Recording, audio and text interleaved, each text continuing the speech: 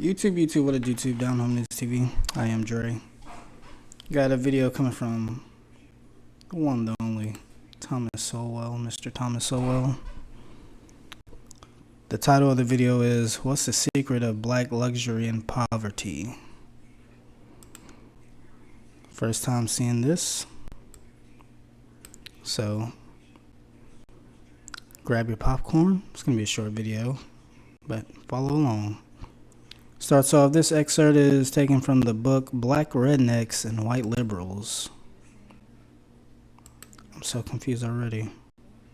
Black Rednecks. Well, no. The Black Heritage. Much of the cultural pattern of Southern rednecks became the cultural heritage of Southern blacks, more so than survivals of African cultures with which they had not been in contact for centuries. Even in colonial times, most blacks on American soil had been born on American soil. Moreover, such cultural traits followed blacks out of the southern countrysides and into the urban ghettos, north and south, where many settled. The very way of talking, later to be christened Black English, closely followed dialects brought over from those parts of Britain from which many white Southerners came, though these speech patterns died out in Britain while surviving in the American South, as such speech patterns would later die out among most Southern whites and among middle-class blacks, while surviving in the poorer black ghettos around the country.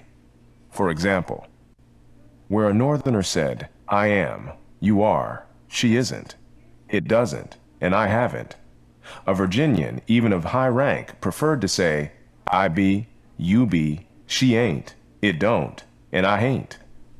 These Virginia speech ways were not invented in America. They derived from a family or regional dialects that had been... I remember when I was younger, I would use the word ain't a lot, but now I believe it's a word and it's in the dictionary. But my dad would get on to me all the time and say, "Boy, don't say ain't. Ain't no word." But that just made me think about that. And I grew up in the South, so... invented in America. They derived from a family or regional dialects that had been spoken throughout the South and west of England during the 17th century. From these same regions of England came such words as yaller for yellow, axe for ask, acrost for across, y'all for you.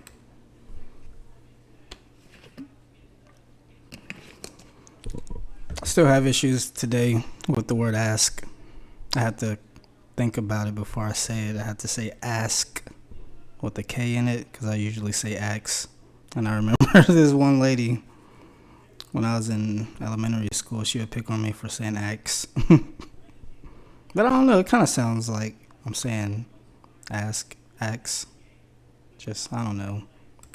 Bile for boil, dough for door, dis for this, and that for that. Many of these usages have long since died out in England, though the word chitlins for hog entrails continued to be used in some localities in England, even in the 20th century, as such usage remained common among black Americans.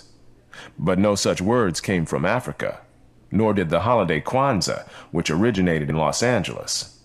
The slaves' custom of marking their marriages by jumping over a broomstick, a custom resurrected at a posh wedding among blacks in 20th century New York as a mark of racial identity, was in fact a pagan custom in Europe in centuries past, and survived for a time among Southern whites. Complaints about the improvidence of whites in the South and of their ancestors in Britain before that were echoed in W.E.B. Du Bois's picture of his fellow blacks in the 1890s. Probably few poor nations waste more money by thoughtless and unreasonable expenditure than the American Negro, and especially those living in large cities. Thousands of dollars are annually wasted in amusements of various kinds and in miscellaneous ornaments and gewgaws. The Negro has much to learn of the Jew and the Italian as to living within his means and saving every penny from excessive and wasteful expenditures. It was not, however, from Jews or Italians that blacks had absorbed their culture. Du Bois's description of the spending habits of blacks in the 1890s was echoed by a contemporary observer, Jacob Riis, who said that the Negro loves fine clothes and good living a good deal more than he does a bank account. Similar observations have been made by many others over the years, inside and outside the black community. For the lower socioeconomic classes among blacks, Gunnar Myrdal's descriptions of them near the middle of the 20th century still bore a remarkable resemblance to descriptions of Southern whites and their regional forebears in Britain, including less resourcefulness, disorganized family life, lax sexual morals, and recklessness, with tendencies toward aggression and violence. Despite a generally sympathetic approach to the study of blacks in his landmark book, An American Dilemma, which has often been credited with a major influence on the advancement of civil rights, Myrdal also noted the low standards of efficiency, reliability, ambition, and morals actually displayed by the average Negro. He observed something of the devil-may-care attitude in the pleasure-seeking Negroes, and a general attitude in which life becomes cheap and crime not so reprehensible. Like other observers, Myrdal tended to attribute to slavery such aspects of black culture as the low regard for human life, when in fact, antebellum whites had exhibited this same reckless disregard of lethal dangers, and so had their ancestors in Britain. Unlike many others, however, Myrdal also recognized the influence of the Southern white culture on the culture of blacks, pointing out that the general Southern pattern of illegality maintained this low regard for human life.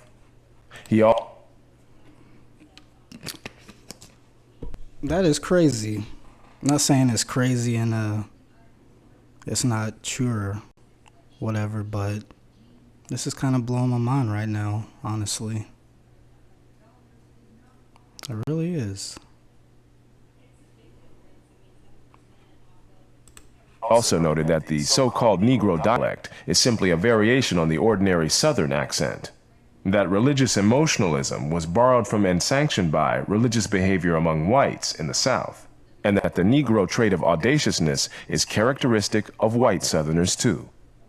He quoted black scholar and later statesman Ralph Bunche. White Southerners employ many of the defense mechanisms characteristic of the Negro. They often carry a chip on the shoulder.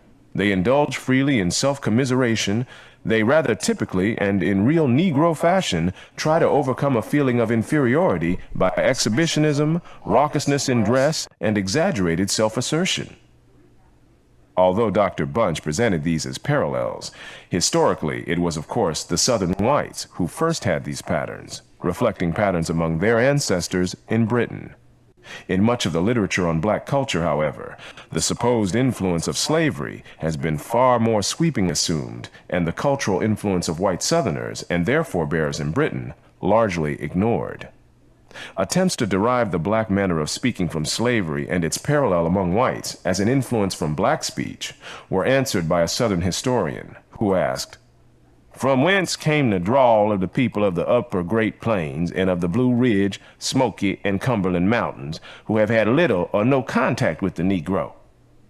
Another cultural historian of Southerners aptly observed that Southerners, white and black, share the bonds of a common heritage, indeed a common tragedy, and often speak a common language, however seldom they may acknowledge it. Half a century after Myrdal, another study of racial attitudes noted the intimidating ethnic style of many underclass black males, and noted that nearly half of all murder victims in America were black, and that 94% of them were killed by other blacks. Many of these killings were due to gang members who killed for such reasons as, "'cause you look at me funny, 'cause you give me no respect," and other reasons reminiscent of the touchy pride and hair-trigger violence of rednecks and crackers in an earlier era. I better put some respect on these boys' name, man. But yeah, this video kind of blew my mind a little bit.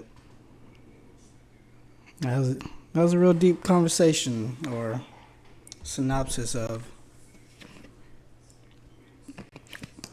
why they believe that some blacks act the way they do.